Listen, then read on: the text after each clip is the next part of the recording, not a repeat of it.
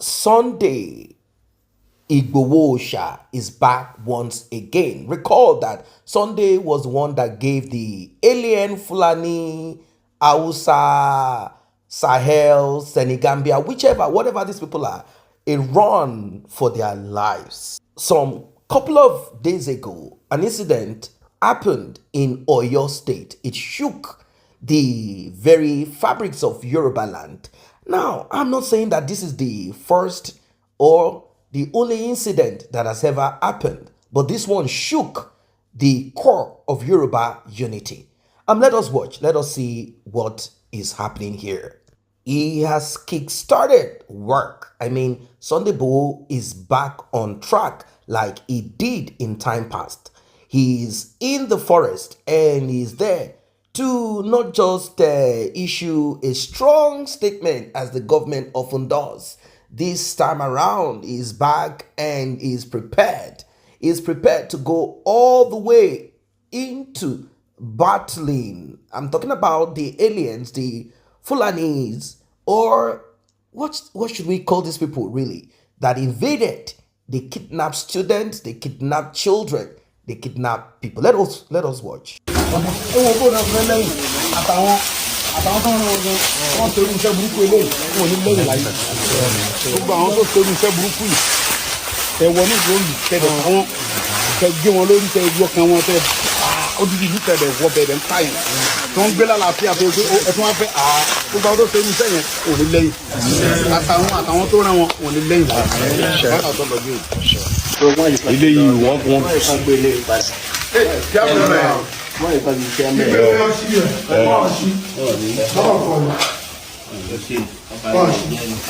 Ibi rẹ̀ sọ.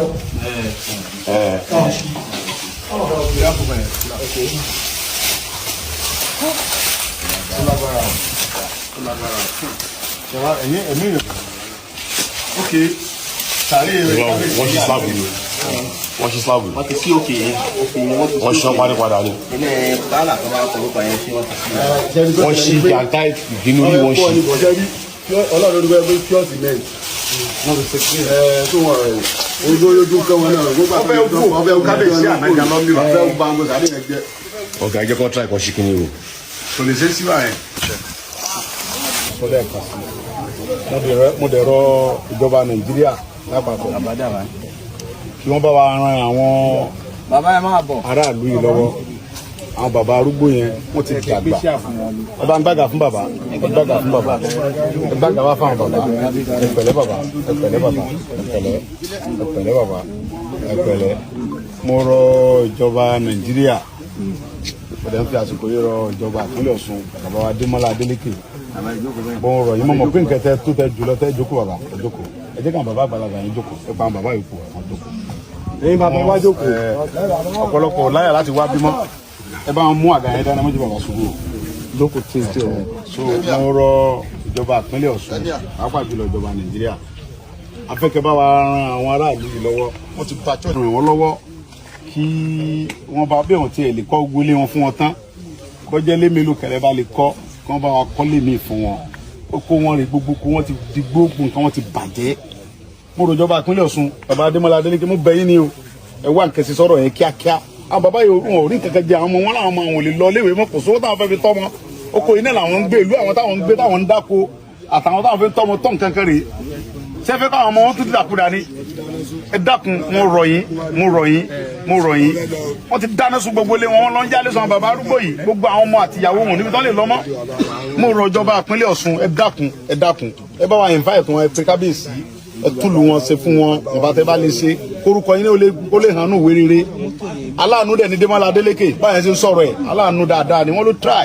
but nǹkan tó kù sí ni pé kẹ́ túlù wọn ṣe fún wọn níwọ̀nba kẹ́ dẹ̀ bá wọn fi security pẹ̀lú wọn ẹ jọ àwọn tó wọ́n bẹ̀ yẹ ẹ jọ ẹ dákun bàbá Bọ́lá Ahmed Tinubu mo mọ̀ pé ẹ̀yin ti ẹ̀yin mo mọ̀ pé láìpẹ́ láì jìnnà ẹ gbégbèsè lórí ibi then Senator fada ń si mo bẹ̀yìn nkẹtẹ lè ṣe ni fada mo mọ̀ yín dáadáa nkẹtẹ lè ṣe ni ẹ bá invite kábíyèsí kẹ bá invite ẹ jọ bàbá wa dìnnà dẹ́yẹ mi mo mọ̀ pé ẹ̀ náà gbọ́ sọ̀rọ̀ yẹ dẹ̀ wà wíwà lórí ọ̀rọ̀ yìí ẹ pè ìjọba tó rẹ̀ súnmọ́ ìjọba dáadáa bàbá dínà sẹ́mọ̀ pájọ wà náà ni amọ́ra wa bàbá mi lè jẹ́ ẹ dákun mo bẹ̀ lórúkọ Ọlọ́run ẹ bá wa bájọba sọ̀rọ̀ kí wọ́n bá wọn tún díẹ̀ sínú ìlú yìí gbogbo ìlú ti digbó inú gbó ti bí gbogbo ilé wọn mọ́lẹ̀ lọ pátápátá àwọn ẹtí sápò nílùú ìkọ̀tẹ́nì kankan bẹ̀ mọ́ ẹ jọ wọ́n ti jó gbogbo àfin wọn jó gbogbo họ́ọ̀lù wọn jó gbogbo nǹkan wọn wọ́n pa àwọn yẹn wọn sínú torí pé wọ́n ní góòdì inú ìlú yìí àlùmọ́nì ti ń bẹ́ ìlú yìí ohun tó ń dáadáa lẹ́ nìyẹn sìn àwa náà ti rí gbogbo góòdì wọn gbogbo nǹkan wọn tó wọn nílùú yìí wọ́n ní góòdì wọn ní ọrọ̀ ajé gidi ọrọ̀ ajé wọn náà fẹ́ wá jí náà fẹ́ pa wọn náà fẹ́ lé wọn kó nù lù wọn báyìí ìjọba ẹ dákun ọ̀rọ̀ yìí ni mo fọlọ́ ń bẹ̀ yìí torí pé bàbá náà ní pé ń bọ̀ ń bọ̀ àwọn ládẹ́ẹ́dẹ́ o náà nísìn àwọn bàtà wà lè ṣe gẹ́gẹ́ bí mẹ̀kúnnù bí ẹlẹ́yin ara gẹ́gẹ́ bí ọmọ Yorùbá torí pé ilẹ̀ Yorùbá ni bí bàbá wa ní mo mọ̀ pé bàbá dáadáa ni mo trust yín pé bàbá mi ni yín Ọlọ́run dẹ̀ kẹ́yìn ẹ̀yin ló lórí ọba ń gbogbo ilẹ̀ Yorùbá àtẹ̀ntọ́fẹ́ àtẹ̀ntọ́fẹ́ bàbá ò ní ló lórí. kábíyèsí o.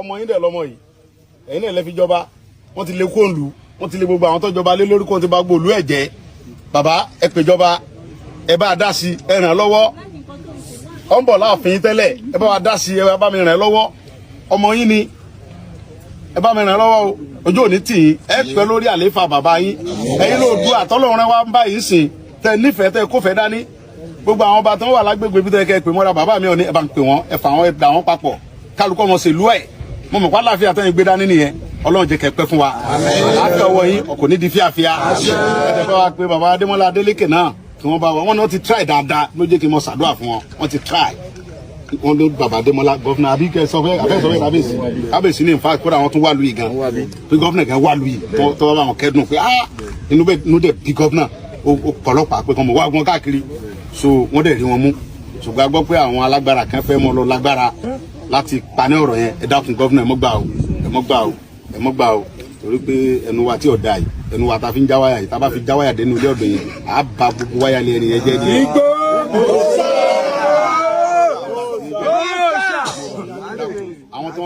àwọn tó ń pa nùlù Yorùbá ni wọ́n àwọn náà lè jẹjọba lé lórí àwọn tó ń pa ń bí náà lè ń ṣèjọba lé lórí àwọn náà náà dìbò fún yín àwọn bàbá yìí náà dìbò inú oko báyìí lẹ́dẹ̀ tí wọ́n rí bójú ọjọ́ yé wa politics jọ yé wa inú ìlú báyìí níbo tí mo ń wáyé bẹ́ẹ̀ ni èrò pọ̀ sí dáadáa níbo ni èrò máa ń pọ̀ tíbo tí ń wáyé inú ìgboro yẹn ìbò bèé tó nǹkan ibi tíbo tí ń wáyé rèé o ẹran tíbẹ̀ o ẹ dákun fọlọ́ ń bẹ̀ yìí ẹ bá wa tún lu ìṣe padà wọn bá tẹ bá lè ṣe ẹsẹ nígbà tí ká lè sọ̀rọ̀ yín ní rere gbogbo ọ̀nà wọn ti digbó wọn ò lè wọ àtúntò tó lè dúró ìfọkànbalẹ̀ sí fún wọn bọ̀ tẹ bá lágbára ìjọba tẹ fún wọn ní kódà bọ́ jẹ́ police post kékeré lè bá kọ́ fún wọn bí ń sìn ọkàn wọn aráàlú ọ̀balẹ̀ wọn á tún mọ gbé lálàáfíà bílẹ̀ 50 lè bá lè tún kọ́ fún wọn bẹ̀ ẹ bá wọn tún kọ́ kò gbà yín lóṣù kẹtẹ́ fi tún kọ́ fún wọn kọ́ mọ gbé wọn ò pa àwọn fẹ́ nǹkan tó lọ títí ẹ sàtúnlé wọn kọ́ tẹ̀lé mọ́ra ìwọ́nú oko wọn gbogbo kan wọn oṣù kòkó wọn gbogbo wọn ti ń jí kòkó wọn ká lọ gbogbo kòkó wọn kọ̀ọ̀sẹ́ wọn ò lè lọ́bẹ̀ tí wọ́n bá wọnú kòkó náà ń sọ nífẹ̀ẹ́ mọ́ láwọn ká tó ń pa wọn torí góòlù tí wọ́n nínú ìlú ìdẹ́ni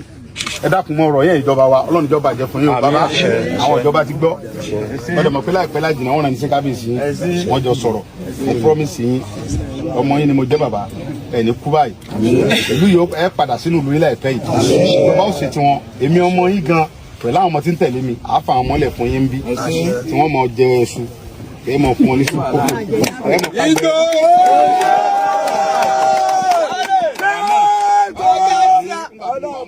ká gbẹrẹ la mọ jẹ yẹn gbẹrẹ ẹ bá ká gbẹrẹ fún wọn wọn fún yẹn gbẹrẹ wọn fi ara wọn jẹ yẹn kókó ara tutù ẹja wọrọ wọ fún wọn ẹjọ mọ sáyé ẹnu bá fẹ́ kójó wa ẹjọ kan jọ kójó pàdé ara wọn èyí ó jẹ kíjọba ó tètè dá sí èmi náà máa wà ń bí máa wá wò yìí ẹ rí i pé ìjọba ó tètè bá a dá sí sí torí ìjọba ò ní fẹ́ kẹ́jẹ́ èèyàn ọmọ sàn bímọ àwọn náà mọ̀ pé táwọn bá tètè dá sí nígbà táwọn wà ń bí anything can happen tọ́ra àwọn onígbà tó mọ pa yín àwọn onílàjú wa lẹ̀ ká jókòó báyìí kẹ́ mọ́ lè jókòó sí di property yín kẹ́ni ẹlẹ́nà gbẹrù yín ìyẹn jẹ́ ní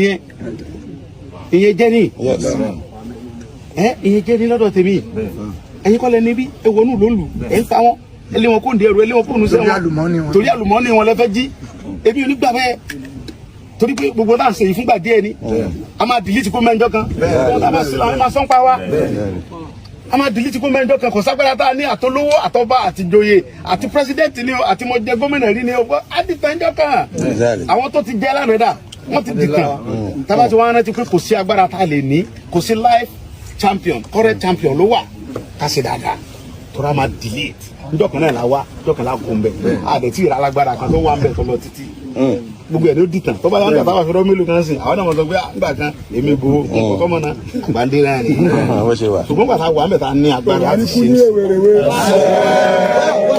àdàbí àwọn bàbá yìí nísìn bàbá nísìn àwọn náà mọ ọ̀rẹ́ tí ọ̀pọ̀lọpọ̀ gbà tó wà léwu ibi tiwa agbára kan máa ń lò bọ̀ nísìn kó tó lè fáwọn àdàbí àwọn bàbá yìí táwọn sọ pé wọn tá a lè ṣe á ṣe ayọ̀sọ̀ ń pa wà tó ti ń sìn wọ́n sọ pé ńgbà tó wà ní ọ̀sẹ̀ dáadáa ọkùnrin ni bàbá èmi ọmọ Adéyẹmọ Àdìsá mo ń promise yín pé mo wà pẹ̀lú yín mo dẹ̀ mọ̀ pé Ọlọ́run bẹ pẹ̀lú yín Ọlọ́run ò fi yín lẹ̀ ọba tó ní wá nìkan ni mo ń bẹ pẹ̀lú èèyàn èyí ò lè bẹ pẹ̀lú èèyàn lọ títí fúngbà díẹ̀ ni kódà ìyá mi àti bàbá mi ń sìn àwọn dà wọ́n ti wà pẹ̀lú wọ́n dẹ̀ promise pé mo wà pẹ̀lú ẹ̀ bọ̀ nísìnyí wọn ò sí mọ́ nísìnyí nígbà tẹ kí kó tó dé pé àwọn apààyàn yìí kó tó wá ka ẹmọ́ náà olùkọ́ pààyàn wọ́n ba gbogbo dúkìá yín jẹ́ torí nǹkan tẹ ní nùlù yín ṣe bọ́pọ̀lọpọ̀ yẹn ní ń wá bí àwọn tí ń wá bí yẹn ń sìn ẹ̀rí fún wọn wá mọ́ nígbà tẹ́ ti sí bẹ́ẹ̀ mọ́ wọn ò ní wá mọ́ nígbà tá a bá bẹ́ẹ̀ náà làwọn ọmọ wa tá a bá ti sí mọ́ wọn ò ní wá mọ́ ṣe ti wọn stand Ọlọ́run bá tó ní mí yóò mọ̀ bẹ pẹ̀lú yín òun bẹ pẹ̀lú yín tẹ́ fi dàsìkò yìí yóò bá pa yín jọ yẹn náà ó ti tán náà nìyẹn àwọn tó pa yín jọ yẹn síjọ́ tó ń wá tó ń ṣe nǹkan àwọn dànsì ìwọ̀n mọ́ so tẹ́ bá ti padà sínú ìlú ẹ mọ ẹsẹ̀ bí ojú ó yìí fún ọtẹ mọ rántí wọn káwọn èèyàn lè mọ ṣètò stand àwọn tó bá wá ẹ mọ fi hàn wọn pé àwọn tó ń pa ẹjọ́ tó gun ṣẹlẹ̀ ńlú yìí táwọn kan dé tí wọ́n kàn dédé tí wọ́n ní kẹ́ kó nílùú àwọn torí ọ̀rọ̀ àlùmọ́ọ́nì tẹ níní o góòdì nǹkan tẹ níwọ̀n yìí àwọn kùsáyìn náà fẹ́ jì kì í ṣe pé nǹkan kan wọ́n dẹ̀ rí pé táwọn bá pààyàn táwọn lè yín kó nílùú àwọn ẹ̀ ní sá wọn ò lè mọ jí nǹkan yín lójú yín so ńgbà tí wọ́n rẹ̀ ẹ̀yin ọ̀dẹ̀ níbọn àfọlọ́hún ládàá àfọlọ́hún Ọlọ́run ọba tó wá lágbára ju gbogbo wa lọ pátápátá yóò bá wà pẹ̀lú yín yóò bá mi dúró tì yín òun ní dúró tì yín èmi ló lè dúró tì yín lọ títí ńgbà díẹ̀ dé ṣùgbọ́n bá tó ní mí òun ò ní kú lọ́dọ̀ yín rárá òun ò ní kú lọ́dọ̀ yín àti tí yẹn bá kú lọ́dọ̀ rẹ̀ lóhùn ṣùgbọ́n tàbá ti kú lọ́dọ̀ Ọlọ́run ni mo wà pẹ̀lú wa ni ẹ bá kú lọ́dọ̀ àwọn pásítọ̀ náà dóyìn mo mọ̀ wọn náà lóko ń bí wọ́n ní chọ́ọ̀chì ń bí Ọlọ́run ọ̀pọ̀tọ́lọ́ ẹ mọ́ jìnà sí wọn ọmọ sọ fọlọ́n pé Ọlọ́run mọ́ kó ń lu wa tọ́lọ́run bá ti kó ń lu yín ògùn òní wọ bí mọ́ èmi dẹ̀ mọ̀ pé Ọlọ́run ti padà nígbà tẹ́mi ti lè wá ń bí tí kábẹ̀sí dẹ̀ ti padà wọnú ìlú yìí ògùn ti sẹ́ ebi nù bẹ́ẹ̀ lè dé mọ́ láti bí ọdún kẹlẹ́ ti dé ẹ ti dé náà nìyẹn ẹ ti dé nìyẹn bàbá ẹ ti dé padà ọkàn yẹn bá tẹ́tí gbọ́n tí mo wí yẹn látọ̀ la lọ ẹni bá fẹ́ wọnú oko ẹ wọ oko ẹ gbà kọ́ Ọlọ́run bẹ pẹ̀lú yín èmi ò ní sọ pé àwa ń bẹ pẹ̀lú yín Ọlọ́run bẹ pẹ̀lú yín tí wọ́n bá faṣọ yín bìkan lágbègbè yìí ìlú tá a bá gbọ́ pé ibìkan náà ti wá faṣọ yín mo fi Ọlọ́run búra fún yín á wọ ìlú yẹn á ba ìlú yẹn jẹ́ tágbára ìjọba òníkà ìlú tó bá tún ibi tó bá tún ti lé wọn wá ká yín mọ́nú ìlú yìí torí pé àwọn tó ń rìn yín náà rí i pé mo ti wá bí mo fi Ọlọ́run tó ní ẹ̀mí mi búra fún yín bí ní sọ kẹ́kẹ́ má ṣe o tí àwọn kan bá tún lu agbára tí wọ́n ń lò yẹn wá ká yín mọ́nú ìlú yẹn ń bí èmi gẹ́gẹ́ máa lọ ká wọn mọ́nú ìlú wọn wọ́n dẹ̀ sọ pé àwọn ò ní ṣe bẹ́ẹ̀ mọ́ láyé a wọnú ìlú tiwọn náà a wá jẹ kàn mọ̀ pé ìlú òǹlù èèyàn kì í tu tó máa ń rọ ìjọba o ẹ tètè dá sí o kó tó di pé ó búrẹ́kẹ́ o torí pé táwọn náà bá lọ ka ọmọ náà ìlú wọn agbára yín lè mọ́ fẹ́ ka mọ́ ọdẹ lè fọ òṣèlú dẹ̀ ti dé ọjọ́ yé wa òṣèlú ti bẹ̀rẹ̀ ẹ tètè ṣe nǹkan sí kó bàmọ́ kó bá nǹkan òṣèlú ti ń bọ̀ káyọ̀ bàmọ́ sunkún pé ẹ ṣe dáadáa ẹ ṣe mo. That is it. That is it. Sunday Igboho is being careful. He does not want to appear as someone who wants to create some kind of noise. You know what I mean? Of course, obviously. Nobody wants that, really. Nobody wants that. So that it will not be like, appear like, if you know what I mean, someone causing chaos, causing anarchy, causing trouble, causing issues every now and then.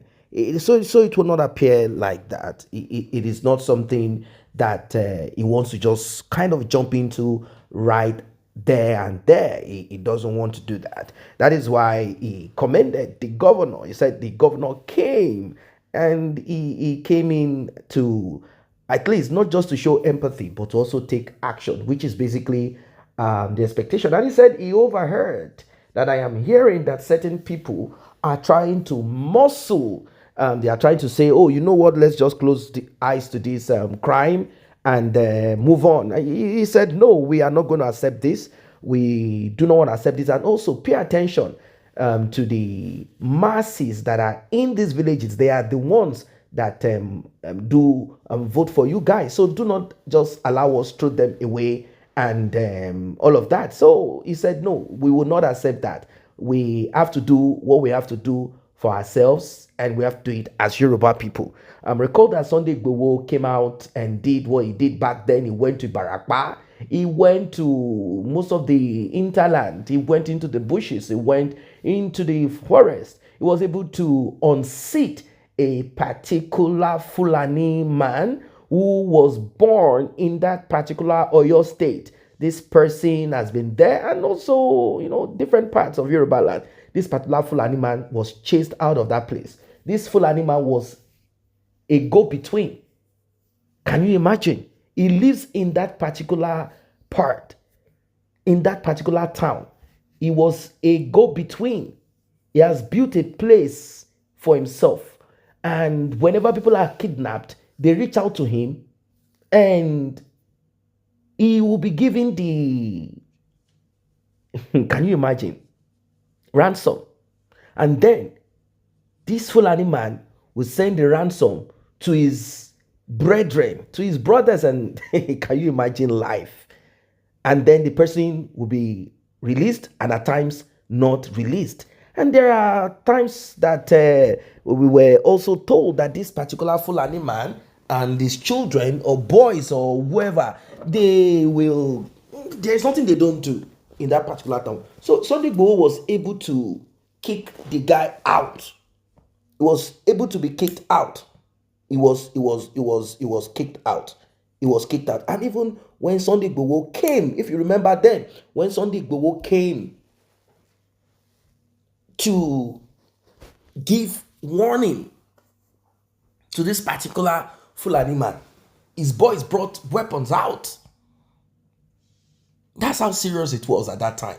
And Buhari was in government. It was like a Yoruba against Fulani or Hausa or Northerners. It was like that was the general feel anyway. That was the general feel back then. It was like a thing that a lot of people didn't want. But you know how everything ended up to be. Sunday Igboho's home was, he was attacked. One or two people were unalived, and then Sunday Igboho had no option than to escape for his own life.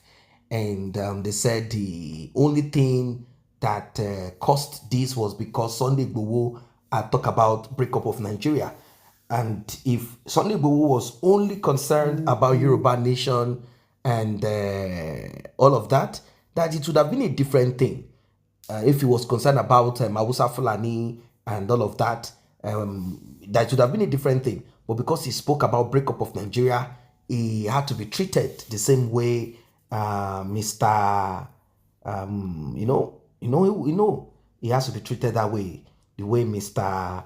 Nnamdi Kanu had to escape for his life. So they said, look, we have to do the same thing. If we do not do it, this thing might continue and it will be endless. So he was, kind of dealt with. He escaped for his life. And here we are. Here we are again. The same is being repeated. Don't forget what happened in Ondo State, where some aliens moved into a church and they unalived a lot of people. Now, they ransacked a whole village. How then do you think agriculture can thrive in the southwest of Nigeria? Agriculture cannot thrive. These people, they have a mandate, and this mandate is backed. In fact, the source of their mandate is from their Quran and Hadith, where they have been told that unaliving human beings is the way that Allah has instructed, is the way that Allah has asked them to follow. So they do this not just for the crime that you might call it, the crime, not for the wickedness of it. They do it because these are the rules and regulations. These are the tenets of Muhammad. They have been instructed, they have been told that they should continuously unalive people, and this is what they do. Can you imagine? A whole village, they sacked the whole village, kidnapped, took children, and Gumi, the idiot, will be sitting down there talking nonsense and making excuses for this wickedness, saying, hey, the bandits, they only kidnap people and take money. What nonsense.